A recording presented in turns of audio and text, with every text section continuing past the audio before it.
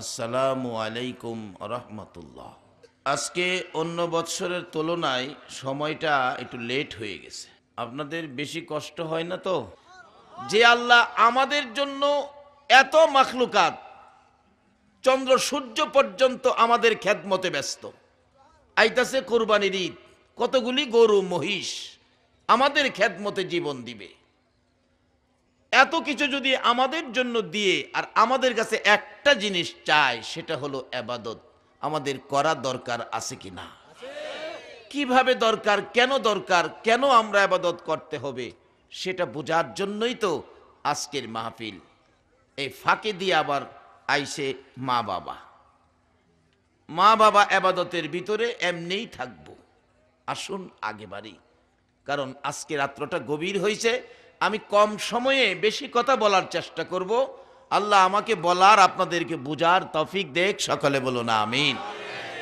যাই হোক, আপনারা যারা রাত্র বেশি হইলেও যারা বসে আছেন কোরআন হাদিসের আলোচনা শোনার জন্য, নবীজির ভালোবাসা অন্তরে নিয়ে আরামের ঘুম হারাম করেছেন, বাবা যুবক, এই নবীর ভালোবাসায় যারা জাগ্রত রয়েছে তাদের জীবন ধন্য হয়ে গেছে।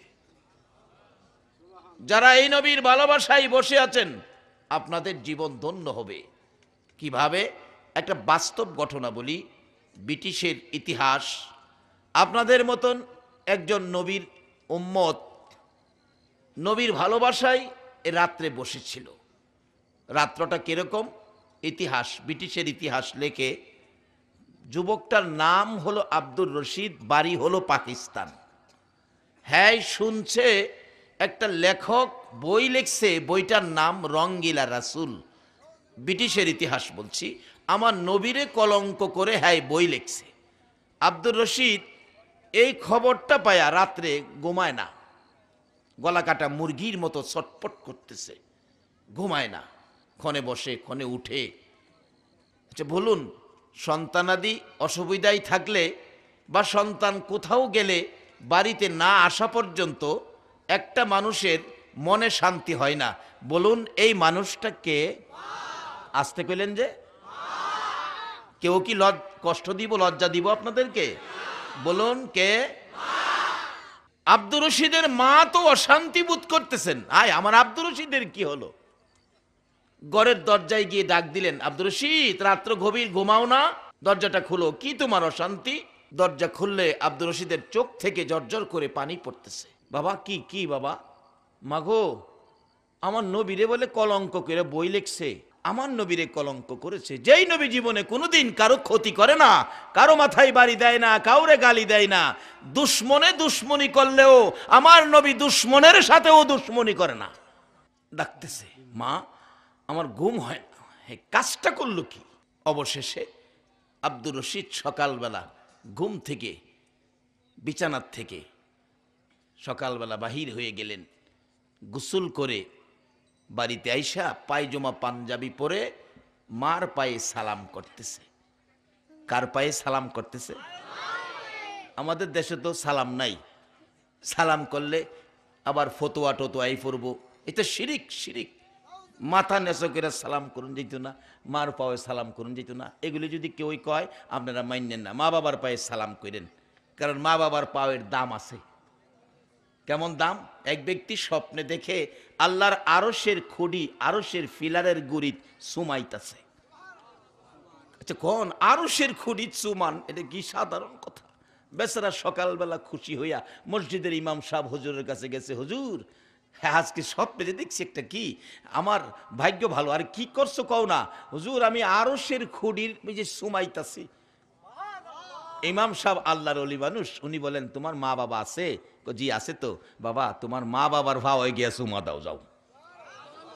হুজুর কোন কি, কই আরশ আর কই মা বাবা? তাহলে বোঝা গেল আমরা মা বাবা হনো চিনছি না, মা বাবা যে কি। বাবা রে, মা বাবা যদি না চিনো, শুধু নবীর ভালোবাসা দিয়াও বেহেশতে যাওন যাইতো না। মা বাবারে যদি কষ্ট দাও, ইবাদত করেও বেহেশতে যাওন যাইতো না। রাসূল বলেছে হাদিস শরীফে, বিররুল ওয়ালিদাইনি আফদালু মিনাস সালাত ওয়াস সাদাকাত আস সাওমি আল হাজ্জি আল উমরাতি অল জিহাদি ফি সাবিলিল্লাহ। রাসূল বলছে মা বাবার সাথে ভালো ব্যবহার করে, মা বাবা কি পছন্দ করে এরকম একটা জিনিস দিয়ে মা বাবারে যারা সন্তুষ্ট করেছে, খুশি করেছে, সে কত নেকি পাইছে।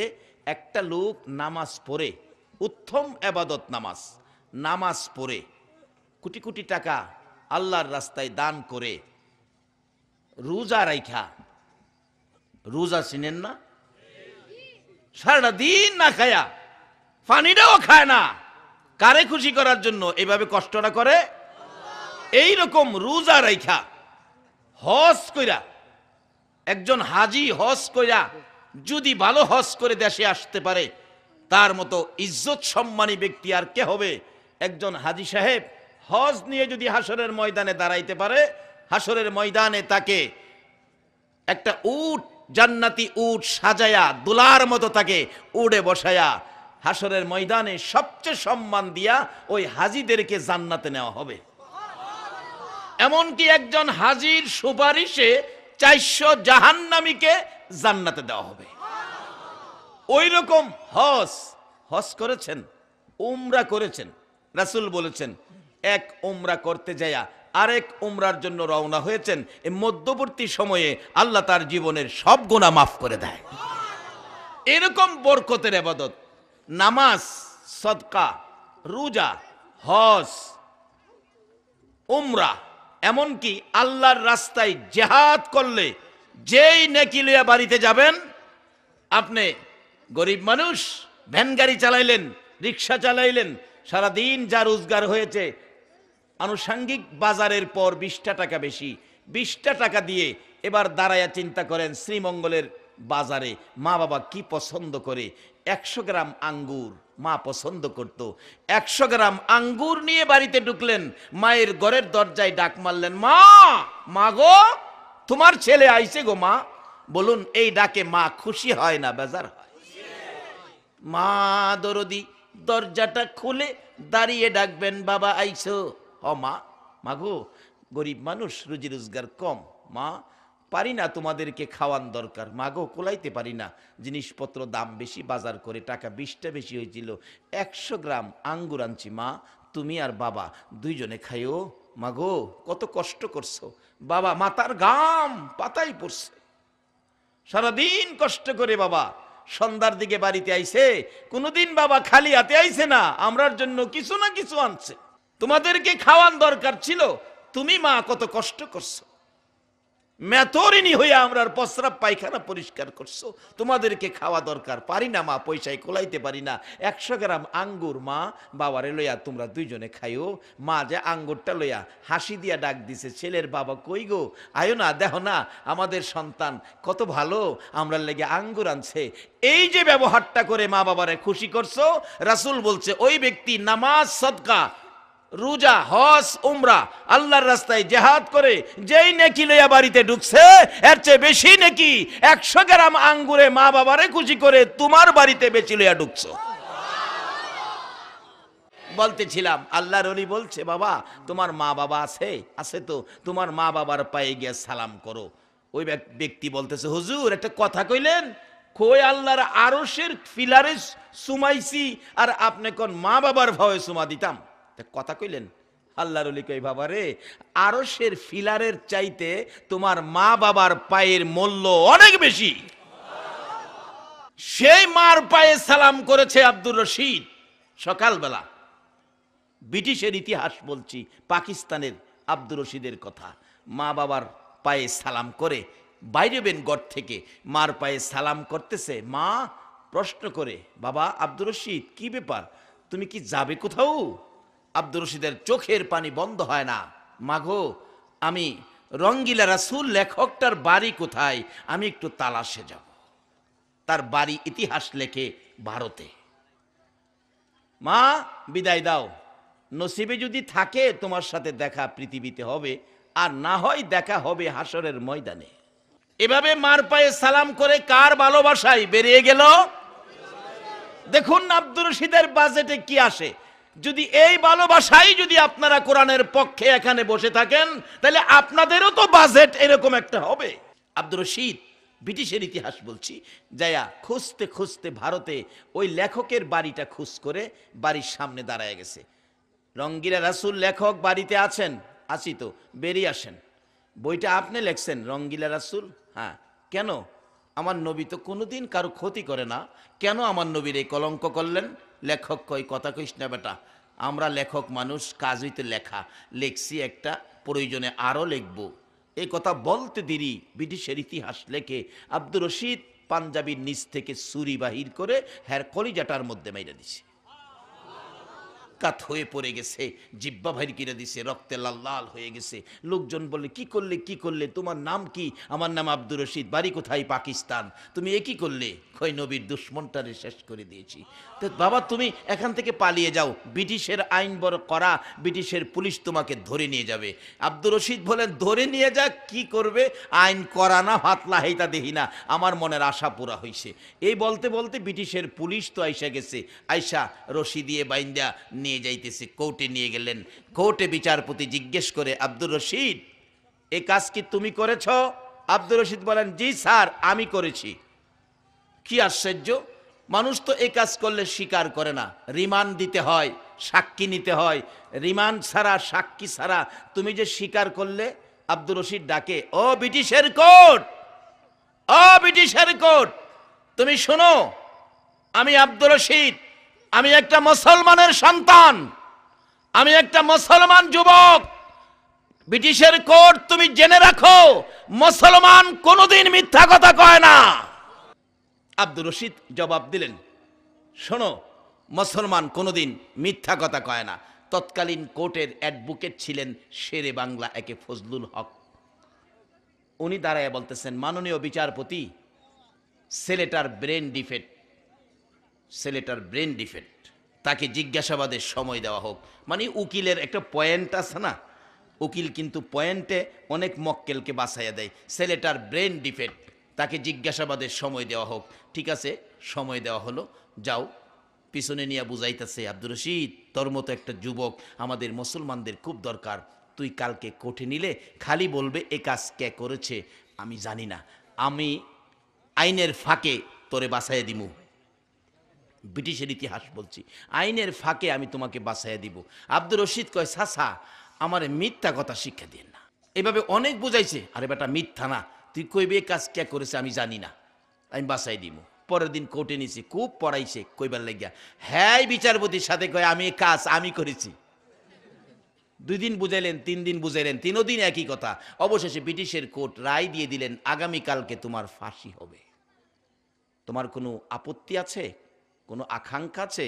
আব্দুর রশিদ বলেন, কালকে ফাঁসি দিবেন না? আজকের দিনটা তো আমার হায়াত আছে। বল হ, তাহলে আজকে আমাকে সময় দেন, এই সামনের রাইটটা আমি আমার মার পাশে থাকব। কার পাশে থাকব? জীবন যাবে মায়ের পাশে থাকতে চাই। নবীর একটা আশেক, তাদেরকে বলা হয় সত্যিকার অর্থের আশেক। আর আমরা হন বিয়াটা করলেই মারে গর্তে আরো বাইর করে দেই। কই মার পাশে থাকতে যা, আর আমরা মারে গর্তে বাইর করে দিতাম চাই। কোন মাকে? যেই মার পায়ে চুমন দিলে আরশের ফিলারে চুমা দেওয়ার চাইতে বেশি বরকত পাওয়া যায়। এই মারে বাইর করে দেই না মানুষ আছে না বাংলাদেশও? এক বেচারা গরিব মানুষ, মানুষের বাড়িতে কাজ করে, একটা ছেলেটারে কষ্ট করে লেখাপড়া শিখাইয়া আইএ পাস করাইছে। ছেলেটা কইতাছে, বাবা মানুষের বাড়ির কাজ কত করবা, আমি যখন আইএ পাস করছি এই লেখাপড়া দিয়ে তো বড় চাকরিও পাইতাম না, আমারে বাবা বিদেশ পাঠাইয়া দাও, বিদেশ পাঠাইয়া দিলে বেশি বেশি টাকা রোজগার করে তোমাদের গরিব অবস্থাটা বাবা আমি কাটাইয়া দিব, কত কষ্ট করবা। মাও কইতাছে কি করবা, ছেলেটার যখন আশা বিদেশ পাঠাও, পাঠামো যে টাকা পয়সা কই? ছেলেটাকে, বাবা তোমার 1 কানি জমি আছে না? ও আছে তো, এই 1 কানি জমি বিক্রি করে পাঠাও, আমি দেখো কত কানি জমি তোমারে কিনা দেই। যাও বাবা, 1 কানি জমি বিক্রি করলাম, 20,000 টাকা শর্ট। মা কয়, বাবা চিন্তা করিস না, আমার কিছু অলংকারাদি আছে, এগুলি বিক্রি করলে মনে হয় 20,000 টাকা হবে। মার সম্পত্তি অলংকার সব বিক্রি করে 20,000, বাবার সম্পত্তি 1 কানি বিক্রি করে যা হইল সব দিয়ে ছেলেরে বিদেশ পাঠাইছে। বিদেশতে টাকা পাঠায় 30,000 টাকা মাসে।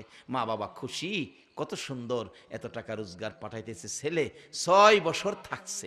বাবায় ফাঁকে দিয়ে কিছু জমি জামা কিনছে, বাড়িটারে সুন্দর করে ঘরদোর করে বক্স খাট বিছানাপত্র ঘরের মধ্যে কি সুন্দর করে সাজাইছে। 6 বছর পর ছেলেটা বাড়িতে আইছে, 2 মাস পরে ছেলেরে বিবাহ করাইছে। বিবাহর পর 3টা মাস পার হইছে না, ছেলে একদিন বিছানায় বৈশা ডাকে, বাবা মারে নিয়ে হেন আসেন। মাও আইছে, বাবা আইছে। মা, এই গরদরগুলি কার পয়সা দা বানানো হইছে? বাবা ক, এটা কি তোমার 2জন ডাইনা জিগান লাগবো? আমরা কি মিথ্যা কথা কমু বাবা? সত্য যেটা, তোমার রোজগারের টাকা দিয়েই বাবা খুশির সহিত বলতেছে এই ঘরদর বাড়িটা আমরা সাজাইছি বাবা, সবগুলি তোমার টাকায়। এবার মার দিকে ডাক দিয়া কয়, মা শুনছো বাবা কি কইছে? এই বাড়ির যা কিছু করা হয়েছে সব বলে আমার রোজগারের টাকা দা। মা, যদি সব আমার রোজগারের টাকা হয়, তুমি আর বাবা অক্ষণ আমার ঘর থেকে বেরিয়ে যাও। বলুন, এই মা বাবাকে যারা গর্তে বের করে দিয়েছেন, এবার নামাজ পড়তে পারেন, রোজা রাখতে পারেন, মসজিদ বানাইতে পারেন, মাদ্রাসা বানাইতে পারেন, মুফতি মুহাদ্দিস মুফাসসির হতে পারেন, মক্কা মদিনার ইমাম সাহেব যদি হন, আল্লাহর জান্নাতে যাওয়া হবে না। হাসরের দিন বিচারের কোর্ট নিয়ে বসবেন, বিচারপতি হবেন আমার আল্লাহ, আর ওই কোর্টের উকিল হবেন, অ্যাডভোকেট হবেন নবী মুহাম্মদুর রাসূলুল্লাহ। আর ওই কোর্টে বিচারের সামনে সাক্ষী দিবেন যার যার সন্তানের পক্ষে মা বাবা। মা বাবা যদি বলে, নবী গো আমার ছেলে মেয়েগুলি ভালো ছিল, রাসূল বলবে, মাননীয় বিচারপতি আমার মক্কেল বলেছে ছেলে মেয়ে ভালো ছিল। আল্লাহ বলবেন, বন্ধু তুমি যখন মা বাবার সাক্ষীর ভালো ছেলের পক্ষে গেছো, আমি আর খাতা দেখতে চাই না, বিনা হিসাবে আমি মাফ করে দিলাম। এখন এই মা বাবা পক্ষে থাকবো কি মা বাবার সাথে ব্যবহার ভালো করলে না খারাপ করলে? বাবারে আসল ঠিক করেন, তাইলে সব কাজে লাগবো। আর ফাউন্ডেশন গন্ডগোল 7 তালা করবেন, কাইথুয়ে পড়বেন। বলতেছিলাম আব্দুর রশিদ বিচারপতির সামনে আকাঙ্ক্ষা করলেন, মনের আকাঙ্ক্ষা ব্যক্ত করলেন, বিচারপতি গো রাত্র 1টা যখন আমার হায়াত আছে, আমাকে বিদায় দাও গো, আমি আমার মার পাশে থাকবো। মার পাশে যাওয়ার জন্য আব্দুর রশিদ আকাঙ্ক্ষা ব্যক্ত করলেন। আর এইদিকে বিদেশি টাকা লইয়া নতুন বিবি পাইয়া মা বাবারে গর্তে বাইর করে দিলেন। মা বাবা কানতে কানতে গাছতলায় গিয়ে বসছে, গাছতলায় বসে কান্দে, নিজের কপালে নিজে থাপ্পড় দেয়, কি করলাম গো, সম্পত্তি একখানি ছিল শেষ করে ছেলেরে দিলাম। মা বলেন 20,000 টাকার অলংকার ছিল, বিক্রি করে ছেলেরে দিলাম, আজকে তো ছেলে আমরা রে গর্তে বাইর করে দিল, কি করলাম, নিজের কপালে নিজে কোরআন মারলাম। গাছতলায় বসে কান্দে, কারো ঘরে যাব না, গাছতলায় পড়েই আমরা মরবো। মুরব্বীরা আসছেন, কি করবেন? এখনকার দিনের ছেলেরা এরকমই, অনেকেরই এরকম করে। কি করবেন? আগের পুরান ভাঙ্গা ঘরটা, এটার মধ্যেই থাকেন। রাত্র গভীর, মা বাবা ঘরের ভিতরে যাইয়া শুয়ে গেলেন, ঘুমাবেন। সিরা খাতা, ভালো কাপড় নাই, ভালো বিছানা নাই, খাট নাই, মাটির মধ্যে, ঘর ভাঙ্গা, বেড়া ভাঙ্গা, বাতাস ঢুকে প্রচন্ড শীত, মা বাবার ঘুম হয় না। অবশেষে মা দুঃখিনী রে জানালাটা খুইলা ছেলের সুন্দর ঘরের দিকে তাকাইয়া কান্দে আর ডাকে, বাবা গো কেমনে গো, আমি মার কথা এইভাবে ভুলে গেলা রে আদরের সন্তান, তুই যখন ছোট ছিলে রে, আমার ডাইন পাশে যদি প্রস্রাব করে দিছস, আমি মা তোরে বাম পাশে নিছি, বাম পাশে যদি প্রস্রাব করে দিছস, আমি মা প্রস্রাবের ভিজা জায়গায় শুইয়া আমি তোমারে শুকনা জায়গায় রাখছি। আবার যদি প্রস্রাব করে দিছস রে বাবা, আমি মা তোরে বুকে লইয়া সারা রাত কষ্ট করেছি। আজকে আমি মায়ের চিন্তা করলি না, শীতে আমার ঘুম হয় না, তুই বিদেশি কম্বল গায়ে দিয়ে ঘুমাইছিস, তুই কি পারলি না আমি মারে একটা কম্বল দিতে? বাবা চোখের পানি ছেড়ে ছেড়ে তার স্ত্রীর মাথায় হাত বোলাইয়া ডাকে, বিবি গো, ও বিবি কান্দিস না, যদি আমার স্বাস্থ্য ভালো থাকে গো, আমি রোজগার করে তোরে আমি কম্বল কিনে দিব, এই ছেলে তোরে কম্বল দিবে না রে বিবি। এরে বাবা যুবকেরা, কারা গো আজকের মাহফিলের আয়োজন করেছো? কে তোমরা সেই যুবক আজকের মাহফিল কষ্ট করে সাজাইছো? রে বাবা যুবক, আসো, তোমাদের ভাগ্য ভালো, তোমাদের নসিব ভালো। তোমরা যদি আজকে এই মাহফিলের আয়োজন না করতে, আলোচনা শোনার সুযোগ এলাকাবাসী পাইতো না। আল্লাহ তোমাদের হায়াত বাড়িয়ে দেখ, সকলে বলো না আমিন। আব্দুর রশিদের মতো যুবক ডাকতেছে, বিচারপতি রে একটু সুযোগ দে, রাত্রটা যখন আমার হায়াত আছে রে, আমার বিদায় দে, আমি আমার মার পাশে থাকবো। যাও যাও, বিদায় দেওয়া হলো। আব্দুর রশিদ ব্রিটিশের ইতিহাস লেখে যাইতে যাইতে যাইতে যাইতে বাড়ির কাছাকাছি চলে গেছে। ঘরের কাছাকাছি গেলে শোনা যায় ঘরের ভিতরে মা দুঃখিনী কান্দে গো, আওলাকে সে পাগল বেশে। ঘরের কাছাকাছি যাইয়া মার কান্না শুনে আব্দুর রশিদের মেজাজ গরম হয়ে গেছে। একেই তো মনে দুঃখ, কালকে আমার ফাঁসি হবে, আবার আমার মা কান্দে। কে জানি আমার মারে ব্যথা দিল, কে জানি আমার মারে কষ্ট দিল। এই বিচার না করে আমি ঘরে ঢুকবো না। দরজায় দাঁড়াইয়া ডাক মারছে, মা, মা গো, বলো তুমি কার দেওয়া ব্যথাই কান্দো? কে তোমাকে কাঁদাইছে? কে তোমার চোখের পানি বাহির করছে? আমি আব্দুর রশিদ দরজায় দাঁড়াইলাম গো মা, এই প্রতিশোধ না নিয়ে আমি ঘরে ঢুকবো না। মা চোখের পানিগুলো ছেড়ে কান্দে। আব্দুর রশিদের চেহারার দিকে তাকাইয়া ডাকে, রে আব্দুর রশিদ, আমার কেউ কান্দায় না রে, কেউ ব্যথা দেয় নাই। কেন জানি আজকে সকাল থেকে আমি মায়ের কলিজায় দাউ দাউ করে আগুন জ্বলে রে বাবা। বলুন, সন্তানের উপর বিপদ হলে আগে জানে কে? আরে মা বাবার কথা মতো যে জন চলে না, বলুন, মা বাবার কথা মতো যে জন চলে না, আল্লাহ নবীজির দয়া তারা পাবি না। হাইরে আল্লাহ নবীজির, মা বাবার কথা মতো যে জন চলে না, মা বাবার কথা মতো যে জন চলে না, আল্লাহ নবীজির দয়া তারা পাবি না। হাইরে আল্লাহ নবীজির, মা বাবাকে দুঃখ দিলে নামাজে রোজা যাই বিফলে, মা বাবাকে দুঃখ দিলে নামাজে রোজা যাই বিফলে, মার কলিজায় আঘাত দিলে খোদা সহে না, মার কলিজায় আঘাত দিলে খোদা সহে না, আল্লাহ নবীজির দয়া তারা পাবি না। হাইরে আল্লাহ নবীজির, মা বাবা অতি আপন, মা বাবার কর যতন, মা বাবা অতি আপন, মা বাবার কর যতন, তিন কথার সাথী পায়া বুইলা যায় না, তিন কথার সাথী পায়া বুইলা যায় না, আল্লাহ নবীজির দয়া তারা পাবি না। হাইরে আল্লাহ নবীজির দয়া। বলতেছিলাম আব্দুর রশিদ মার মুখ থেকে শুনেছে, বাবা গো, কেউ কাঁদায় না, কেউ আমারে কষ্ট দেয় নাই, কেউ আমারে আঘাত দেয় নাই। কেন জানি রে বাবা, সকাল থেকেই আমি মায়ের কলিজায় দাউ দাউ করে আগুন জ্বলতেছে। এই কথা শুনে আব্দুর রশিদ ঘরের ভিতরে ঢুকে দরদি মায়ের বুকের উপর মাথাটা ছেড়ে দিছে। মা, তোমার বুকের আগুন কেন গো মা? শোনো এবার বলি, তোমার আব্দুর রশিদ আগামীকাল আর দুনিয়ায় থাকবে না। মা বলে, তোমাকে ডাকবে না গো মা, তোমার আব্দুর রশিদ কালকে ফাঁসি হবে।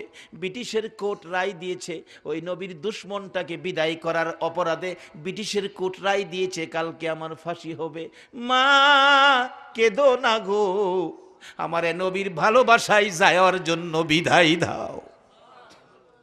আজকে কারা গো, কোন মায়ের সন্তান তোমরা এই নবীর ভালোবাসার আলোচনা শোনার জন্য কোরআনের পক্ষে বিদায় হইয়া রাত্র গভীর মাহফিলে বসে আছো? আমার মন বলে তোমাদের জন্য আমার নবী ফুলসিরাতের ঘাটে বসে থাকবে।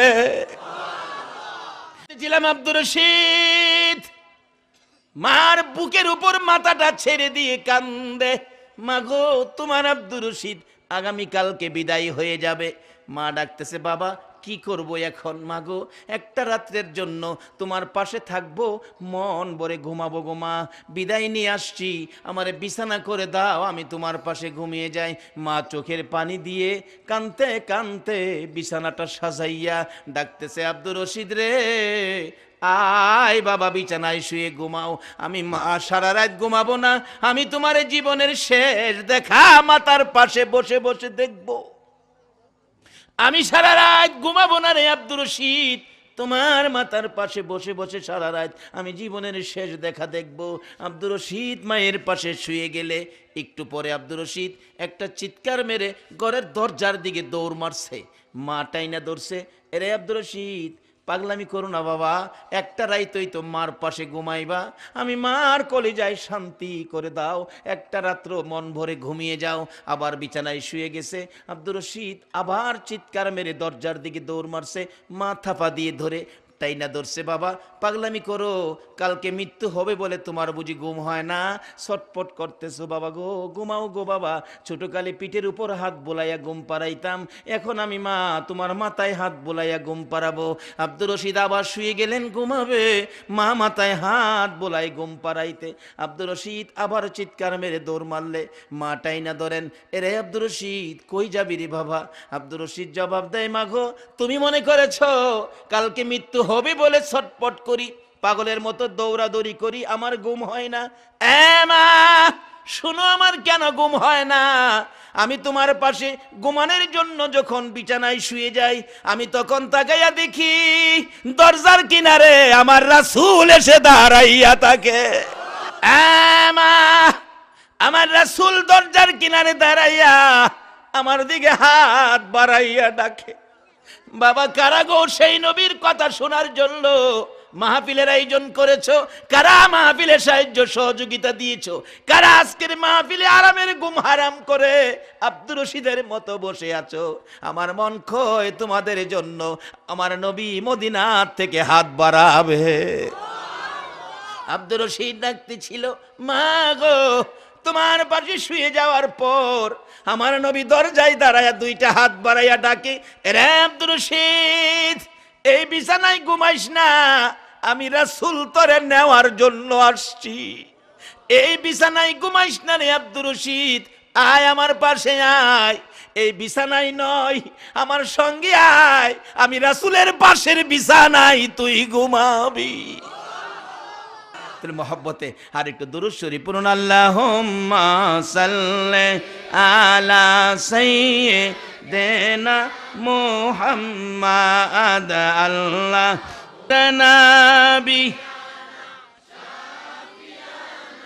মাওলানা দিবানিশি মনের আমার আর দিও না যন্ত্রণা, দিবানিশি মনের আর দিও না যন্ত্রণা, হায়রে দান যদি হইতাম ধনী যাইতাম সোনার মদিনা, হায়রে দান যদি যাইতাম সোনার মদিনা, আল্লাহুম্মা সাল্লি আলা সাইয়্যিদিনা মুহাম্মাদ আল্লাহুম্মা সাল্লি মুহাম্মাদ নাবিয়ানা মাওলানা মুহাম্মাদ নাবিয়ানা মাওলানা বালাগাল উলা বিকামালিহি কাশাফাদ দুজা বিজামালিহি হাসনাত জামিউ খিসালিহি সাল্লাল্লাহু। মুসা আলাইহিস সালাম 6 নাম্বার আকাশে, কথাটা খেলা ছিলি। নবীজি ডাক দিছে, ইয়া গাজ্জালি ইয়া গাজ্জালি ইয়া গাজ্জালি। 3 বার ডাকলে গাজ্জালি সব হাজির, লাব্বাইকা ইয়া রাসূলুল্লাহ। আমারে ডাকছেন? উনি হলো বনি ইসরাইলের পয়গাম্বর মুসা নবী, ওনার সাথে তোমার কথা বলতে হবে। হুজুর আপনি মুসা নবী? রুহের জগৎ তাইছে, এটার কত বড় বিচিত্র। আপনি মুসা নবী? ও আচ্ছা, আপনার আর দেহি নাই কোনোদিন। মুসা আলাইহিস সালাম জিগা, বাবা তোমার নাম কি? হুজুর আমার একজন একটু অচেনা বন্ধু বান্ধবের ছেলে পাইলে মানুষ জিগা, না বাবা এদিকে আসো, তোমার নাম কি? অনেক দিনের নাম তো বাক্কা সুন্দর নাম, অনেক নাম জিগাই দেখেন পিচি পিচি বাচ্চারে। আমার নাম রেঙ্কু। রেঙ্কু বলে, আমার নাম পেঙ্কি। যাও রেঙ্কু আর ফেঙ্কি লইয়া কবর বুঝাইব। মুসা আলাইহিস সালাম জিগায়, বাবা তোমার নাম কি? আমার নাম গাজ্জালি। বাবার নাম এই, দাদার নাম সেই, দাদার বাবার নাম এই, দাদার দাদার নাম সেই। মুসা আলাইহিস সালাম একটু রাগী ছিলেন, এমনি একটু রাগী ছিলেন। রাগ হয়ে গেছে, রাগ হয়ে তো ধমক মেরে বসে, থামো, তোমার একটা জিগাইছি তুমি এতটা কইতাছো কি লিগা? গাজ্জালি সাহেব কয়, আপনি থামান, আমারে কইতে দেন। করি বাবা কি আশ্চর্য, আমি থামাইলাম আর হিচ্ছি যেটা হ্যাঁ দিয়ে আমারে থামাইলা। এক জায়গায় নাকি দুই বাবা ছেলে ঝগড়া লাগছে, বাবা ছেলেরে খুব ধমকাইতাছে, বুড়া মানুষ বাবা ছেলেরে ধমকাইতেছে। অবশেষে ছেলে কথা জব দিতে চাইছে, বাবা তো ধমক মারছে, তোমাকে শাট আপ। শিক্ষিত মানুষ তো শাট আপ মারছে। ফুলারও রাগ উঠে গেছে, ফুলাও কই বাবার দিকে তাকাইয়া, আপনাকে ডবল শাট আপ। বাবারে, বাবাকে ডবল শাট আপ দেওয়া যায়? কয় না বাঙালি, যায় না। বাবা মা বাবার মনে দুঃখ যাবে এমন কথা কোনোদিন বলবে না, কোরআন শরীফে নিষেধ করেছে। মুসা আলাইহিস সালাম সেট আপ দিছে, গাজ্জালি সাহেব ডবল সেট আপ মারছে পিচ্ছি হইয়া। মুসা আলাইহিস সালাম কো, তুমি আমারে থামাইলা কথা, আপনি আমারে থামাইলেন কেরে? মুসা নবী কয়, তোমারে থামাইছি যে বাবা, তোমারে জিগাইছি তোমার নাম কি? তোমার নামটা বললেই হয়, আমার নাম গাজ্জালি। এতগুলো তো তোমারে জিগাই নাই, বাবার নাম দাদার নাম আমি কি এতগুলো জিগাইছি? এবার গাজ্জালি সাহেব কয়, হুজুর এইটার লেগে রাগ হইছেন, একটা জিগাইছেন, দুইটা বেশি কইলাম দিকে না। আচ্ছা বাবা, মুসা আলাইহিস সালাম ডাকতেছে গাজ্জালি সাহেব, হুজুর আপনারে যে আল্লাহ জিগাইছেন, অমা তিলকা বিয়ামিনিকা ইয়া মুসা, কোরআন শরীফ, ও মুসা তোমার হাতে কি? আপনারা তো একটা জিগাইছেন, আপনি সেদিন কয়টা জবাব দিছিলেন? আপনি একটা কইলেই পারতেন, কলা হিয়া আসয়, আমার হাতে লাঠি। আপনি কয়টা কইছিলেন? একটা ফিচ্ছি রুহের জগতে আয়া মুসা নবীর আটকাইছে। যে নবীর উম্মত হইলে এত পাওয়ার হয়, এ নবীর উম্মত হইতে আপনারা রাজি আছেন? তাইলে বেশি না, দুইটা জিনিস ছাইরা দিবেন, একটা জিনিস খালি দইরা আজকে বাইত নিবেন। দুইটা ছাইরা দিয়েন, বেশি না, দুইটা, একটা জিনিস ধরবেন, এটা হবে আমার শেষ কথা। এ নবীর উম্মত হওয়ার জন্য মুসা নবীর মতো নবীর সাথে কথা বলার সাহস পাবেন। ইমাম গাজ্জালি সাহেব ডাকতেছে রুহের জগতে আয়া, হুজুর আপনারা তো একটাই জিগাইছেন, হাতে কি? আপনি লাঠি কইলেই পারতেন, আপনি কয়টা কইছিলেন? আমার হাতের লাঠি ধাক্কা দিয়া খারই, বকরিরে পাতা পাইরা খাওয়াই, রাস্তায় আবর্জনা থাকলে পরিষ্কার কইরা দেই, মাটির গাইরা দিলে ফলের গাছ হয়, এটা দা জেহাদ করি। এটা আল্লাহ কি আপনারা অতটা জিগাইছেন? মুসা নবী কো, ইয়া রাসূলুল্লাহ এই সময় হ্যাঁ আসিন কই? সুবহানাল্লাহ কইতেন না? মিচামিচি কাটাইলাম জিন্দিগি, বলুন, মিচামিচি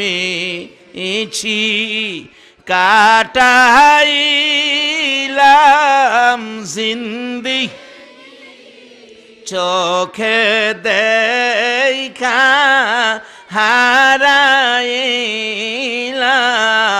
বন্দিগি, হাইরে চোখে দেখা হারাইলাম বন, কার বাবারি কার বাগর, কার বা কি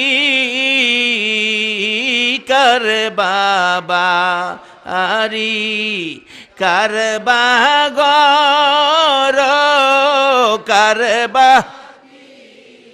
অন্ধকার কবরে হবে বসতি, হাইরে অন্ধকার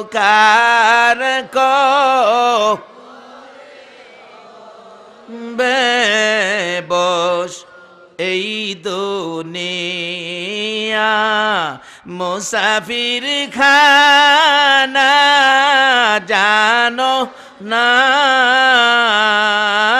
এই দুনিয়া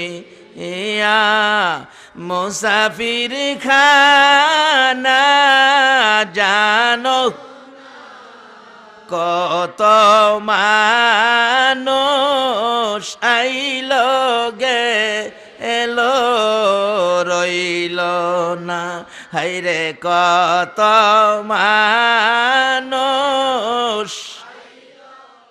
এবার ইমাম গাজ্জালী সাহেব বলতেছে হুজুর আমারে একটা জিগাইছেন দুইটা বেশি কইলে আপনার রাগ উঠতে যায়, আপনারা যে আল্লাহ জিগাইছেন একটা আপনি কয়টা কইছিলেন এইটা ভাল লাগে আমারটা ভাল লাগে না।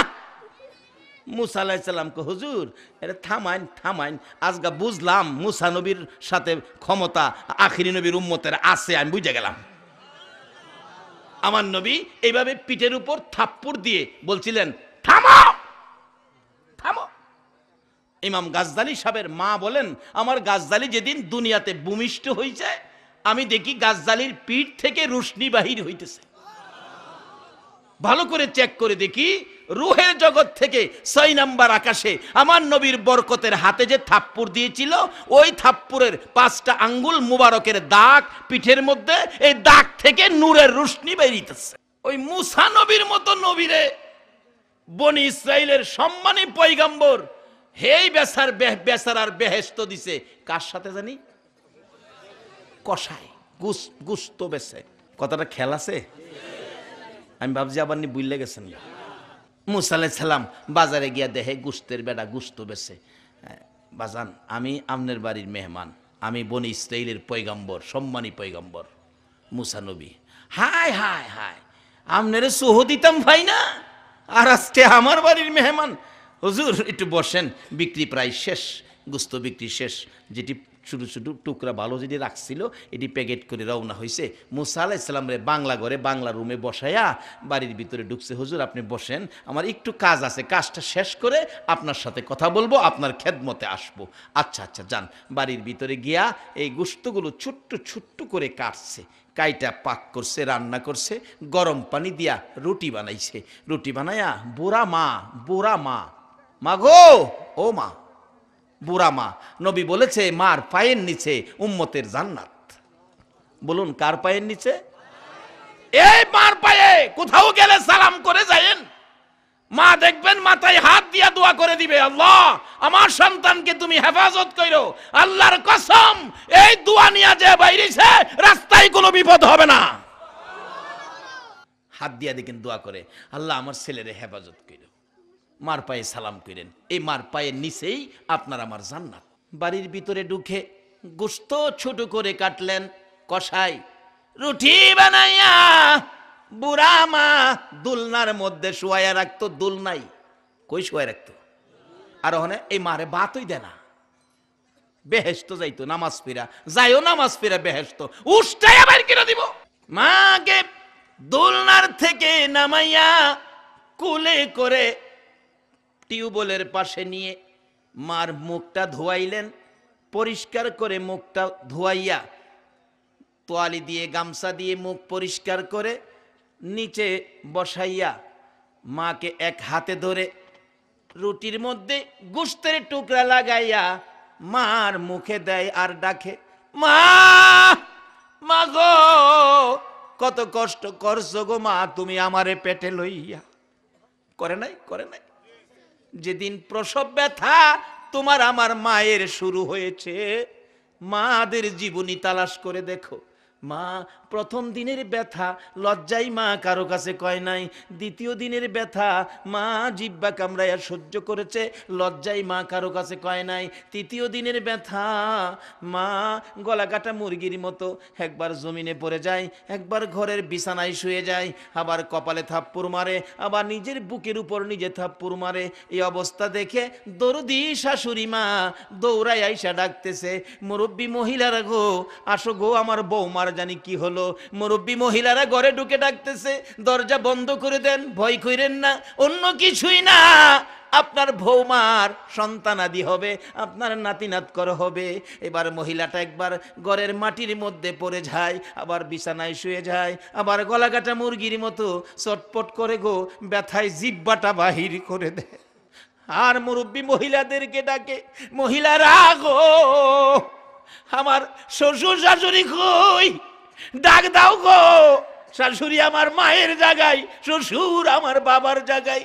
আমার চলাফেরায় যদি কোনো ভুল বেয়াদবি হয়ে থাকে গো, আমি আমার শ্বশুর শাশুড়ির পায়ে ধরে ক্ষমা চাবো, আমারে যেন মাফ করে দেয়, আমি বাঁচবো না। মহিলারা মাথায় হাত দিয়ে বলেছে, সান্ত্বনা দিয়েছে, মা গো, মা পাগলামি করিস না গো মা, মা সন্তানাদি হইলে ব্যথা তো করবেই গো মা, এই জন্য কি তুমি মরে যাবে মা, ভয় পাইও না, ঘাবড়াইও না, আমরা মুরব্বীরা তোমার পাশে আছি। তোমার আমার মা চিৎকার দিয়ে বলছে, মুরব্বী মহিলারা গো, সন্তান প্রসবের এত ব্যথা গো, আমি তো আগে জানি না, মন কয় আমার কলিজা ফাইটা যাবে গো। কত কত মা প্রসব ব্যথায় কলিজা ফাইটা দুনিয়া ছাড়ছে। এই মারে যারা কষ্ট দিয়েছো, এই বাবারে যারা কষ্ট দিয়েছো, নামাজ রোজা হজ যাকাত মুফতি মুহাদ্দিস মক্কা মদিনার ইমাম হইয়াও আল্লাহর জান্নাতে যাওয়া হবে না।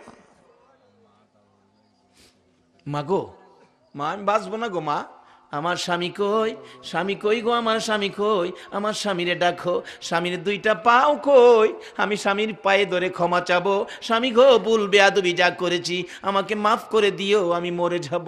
এবার ডাকতেছে মহিলারা গো, সহ্য করতে পারি না, আমার মাথায় পানি দাও গো, আমি বাঁচবো না, আমার বুকে পানি দাও গো, ব্যথা আমি সহ্য করতে পারি না। একদিন, 2 দিন, 3 দিনের ব্যথায় মা এত ব্যথা, এত রক্তক্ষরণ হইতেছে, ঘরটা লাল লাল হয়ে গেছে, মাঝে মাঝে 1 ঘন্টা 1.5 ঘন্টা জ্ঞান হারা হয়ে পড়ে থাকে। আমার আল্লাহ নাকি ফেরেশতারা রে, হে মহিলার কষ্ট আমি আর কত দেখবো রে, এই বাচ্চাটারে মাথা নিচের দিকে করে দে, দুনিয়ায় চলে আসুক, ব্যথা শুরু হয়ে গেছে। মহিলারা অবশেষে সহ্য করতে না পাইরা ডাকে মুরব্বীদেরকে, মুরব্বী মহিলারা গো, আর সহ্য হয় না গো মা, আমার একটা দাও দাও গো, আমার গলাটা আমি নিজে কাইটা মৃত্যুবরণ করি, না হয় আমারে 2 টাকার বিষ কিনা দাও গো, আমি বিষ খাইয়া মরে যাই, আমার ব্যথা সহ্য হয় না। মুরব্বী মহিলারা মাথায় হাত দিয়া সান্ত্বনা দিত, মা গো পাগলামি করিস না গো মা, সন্তানের মা হইতে এই কষ্ট আমরাও করছি রে বাবা, সহ্য করো, আল্লাহরে ডাকো, আল্লাহরে ডাকো। মহিলারা ব্যথায় অসহ্য হইয়া আল্লাহ গো কইয়া যখন ডাক মারে, আমার আল্লাহ ঘোষণা করে দেয়, ফেরেশতারা রে, প্রসব ব্যথার যন্ত্রণায় যে মা আমারে আল্লাহ কইয়া ডাক দেয় রে, এক একটা ডাকের বিনিময় এক একটা কবুল হজের নাকি আমি দান করে দিলাম। এই মায়ের কথা ভুলে যাও, আমার আল্লাহ তোমার আমার প্রসব ব্যথা, তোমার আমার মায়ের প্রসব ব্যথার বিনিময়ে আল্লাহ দিতে পারে। আমাদের উপর দায়িত্ব আছে, কর্তব্য আছে, আমরা সেই মা বাবার সাথে ভালো ব্যবহার করি না। কি করতেছে মুসা নবী যাইয়া দেখলেন, ওই কসাই গুস্ত ব্যবসায়ী ডাকতেছে, মা তুমি কষ্ট করেছো আমারে পেটে লইয়া, আমি কি দিই তোমারে খুশি করবো গো মা। রুটির টুকরা, ছোট ছোট গোস্তের টুকরা মুখে দিলে মা খাইয়া শেষ করলে, মা আর খাবা গো মা, আর খাবো না। আবার পানি দিয়ে মুখ পরিষ্কার করে তোয়ালি দিয়ে মুখ মুইসা ওই দুলনার মধ্যে শুয়াইয়া মায়ের পাশে ডাকে, মা, মা গো আর কি খাইবা গো, আর কি করবো, খেদমত কি করতে পারি গো মা।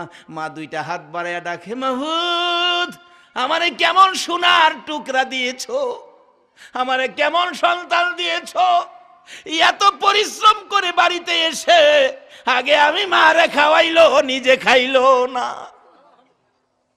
আমি মা সন্তুষ্ট হয়ে 2টা হাত আমি তোমার দরবারে বাড়াইলাম, তুমি না মায়ের দোয়া কবুল করো, আমি মা হইয়া দোয়া করে দিলাম, আমার এই সন্তানের বেহেশ মুসা নবীর পাশে তুমি করে দিও।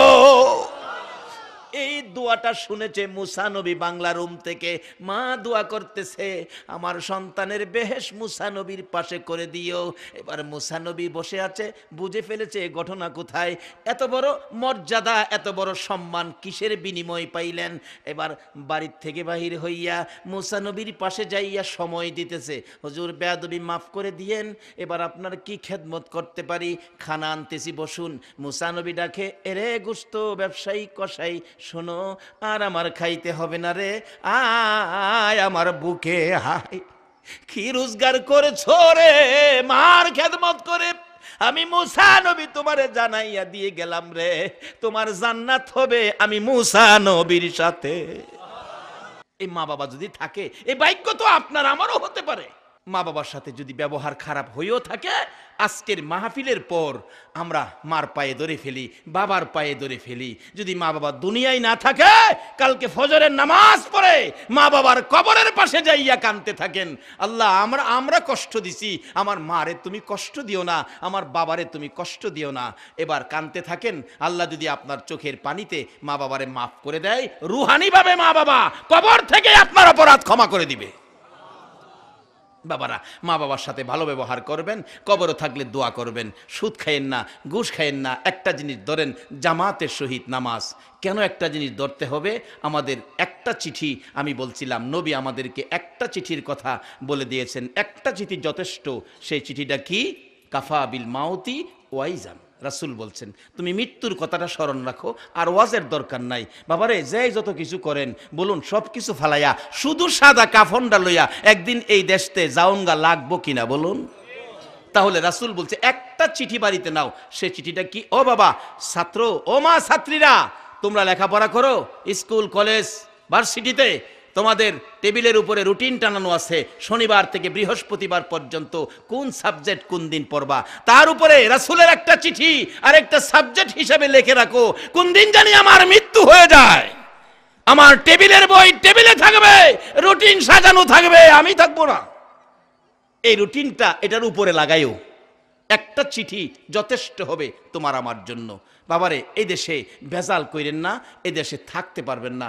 ভেজাল কইরা কবরও যাইবেন, ভেজালের জন্য মাইর খাবেন, আপনি সম্পত্তি নিব ছেলে মেয়েরা। তার বাস্তব আমাদের এলাকায় বুধবারে বাজার, মানুষের ভিড় বেশি হয়। হাটের দিন মানুষ এমনিও ভিড় বেশি হয়, কি কন? বুধবারে হাট তো, বুধবারে বাজারে ভিড়। কিন্তু এক জাতের ব্যবসায়ীর আছে যেহান্দা মানুষের ভিড় বেশি, হেমাদা হেরার ধাক্কা ধাক্কি বেশি। এই মানুষটারে চিনছেন? কোন তো হেরা কারা? কোন মায়ের? আরে তত বুমা মায়ের তো বালা, কি কন? বুমা মায়ের বালা না হেরা? অহন তো বুমা মারে। আরে বুমা মারাতে তো পকেট মারে নে বালা। বাবারে, বুমা মাইরু না। নবীর চরিত্রে বুমা মারা নাই, আল্লাহর ওলিদের চরিত্রে বুমা মারা নাই, ফগেট মাইর। এটা এটা কি মাইর? বেড়া বেড়া নবী না করতেছে ফগেট মাইর।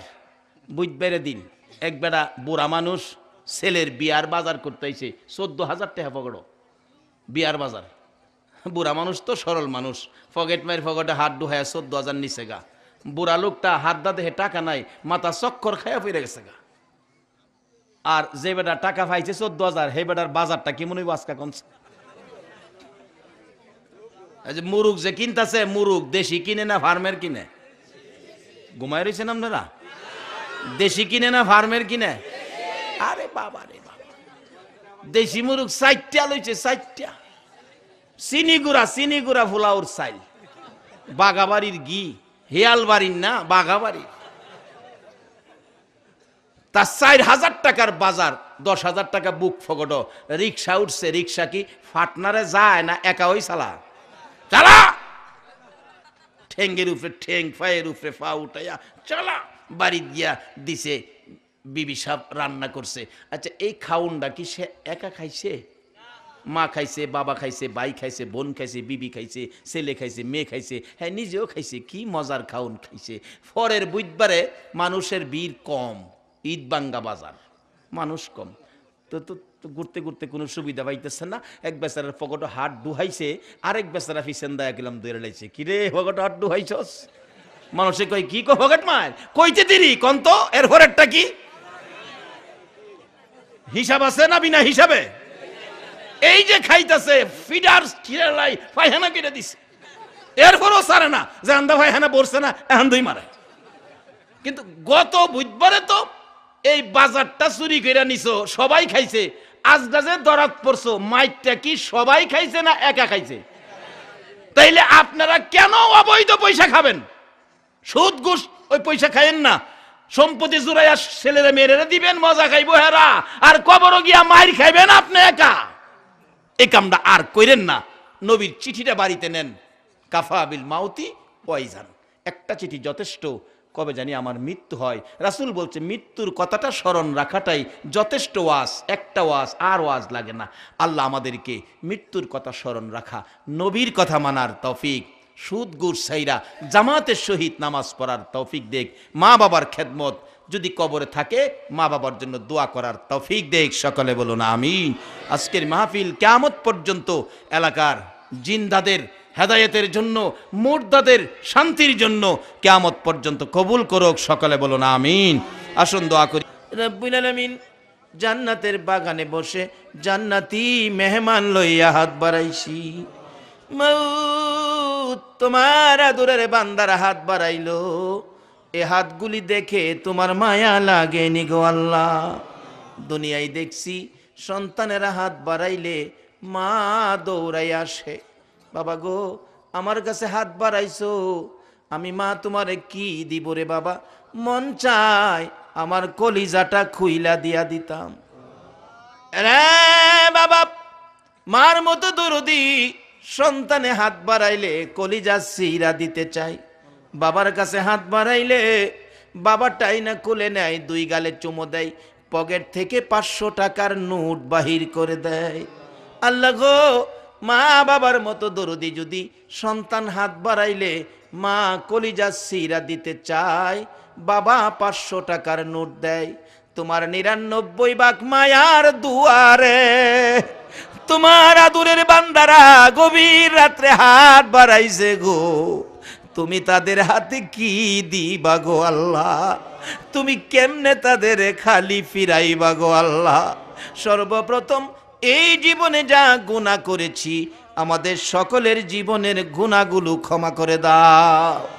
মাবুদ, মাবুদ রে, ক্ষমা যদি না করো কবে জানি মৌতের চিঠি লইয়া আজরাইল আইসা যায়, কবে জানি কার বিছানা খালি হইয়া যায়।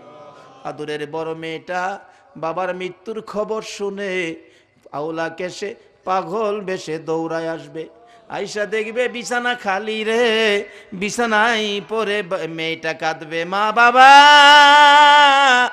এই বিছানা খালি করে কই গেলা গো বাবা। এই মৃত্যুর খবর শুনে সন্তানগুলো এতিম হইয়া বাবার বিছানার পাশে কাঁদবে, কবে জানি কার বিছানা খালি হয়ে যায়, কবে জানি কার সন্তানেরা এতিম হয়ে যায়, কবে জানি কার জীবনের শেষ গোসল বড়ি পাতার গরম পানি হয়ে যায়, কবে জানি কার শেষ বিদায়ের অনুষ্ঠান জানাজার ব্যবস্থা হয়ে যায়। ওই দিন আসার আগে আজকের মাহফিলে আমরা যারা হাত বাড়াইছি আমাদের সকলের জীবনের গুনাহগুলো ক্ষমা করে দাও। আল্লাহ গো, জীবনের গুনাহ ক্ষমার আসার দরখাস্তের পর আরেকটা দরখাস্ত করি, তুমি কিন্তু রাগ হইও না। তুমি যদি রাগ হও তোমার বান্দা মনের দুঃখ কই কইব গো আল্লাহ। কে জানি হাত বাড়াইছে মানাই রে মানাই, কে জানি হাত বাড়াইছে বাবা নাই বাবা নাই। যেই বাবা সন্তানের মায়ায় কলে কারখানায় খেতে খামারে অফিস আদালতে দেশের বাইরে দেশে কত কষ্ট করে রোজগার করত, মাথার ঘাম বাবার পাতায় পড়ত, সন্ধ্যার দিকে বাড়িতে যাবে 2 কান্দা কলা লইতো, বাবার হাঁটতে অসুবিধা হয় তারপরও কলা কমায় না। সঙ্গীরা জিগাইতো এত কলা নেও তুমি দিয়ে হাঁটতে পারো না, বাবা জবাব দিত বন্ধুরা রে কষ্ট হইলে হোক আমার সন্তানেরা কলা ছাড়া ভাত খায় না রে। ই দরুদি বাবা হারা কে জানি হাত বাড়াইছে গো আল্লাহ, ওই দরুদি মা হারা কে জানি হাত বাড়াইছে রে। যে মা সন্তান কোথাও গেলে পিছে পিছে মা রাস্তা পর্যন্ত যাইতো, সন্তান রিকশায় উঠে রিকশা চলতে থাকে, মা রাস্তার কিনারে দাঁড়াইয়া পিছনের দিকে তাকাইয়া থাকে। 2 কিলোমিটার যাওয়ার পরে ছেলেটা পিছনের দিকে তাকাইছে, মা কি করে দেখতো। 2 কিলোমিটার পিছনে যাইয়া পিছনে তাকাইয়া দেখে রে মা দরদি এতিমের মতো রাস্তার কিনারে দাঁড়াইয়া রইছে। এই দরুদি মা বাবা যার কবরে গো আল্লাহ, আর দেরি করো না, এই মুহূর্তে ওই সকল মা বাবার কবর জান্নাতের বাগান বানাইয়া দাও। যতগুলো দরখাস্ত করলাম সবগুলো তুমি কবুল আর মঞ্জুর করো গো আল্লাহ। ও সাল্লাল্লাহু তাআলা আলা খায়রি খালকিহি মুহাম্মাদিন ওয়া আলা আলিহি ওয়া আসহাবিহি আজমাইন বিহাক্কি লা ইলাহা ইল্লাল্লাহু মুহাম্মাদুর রাসূল।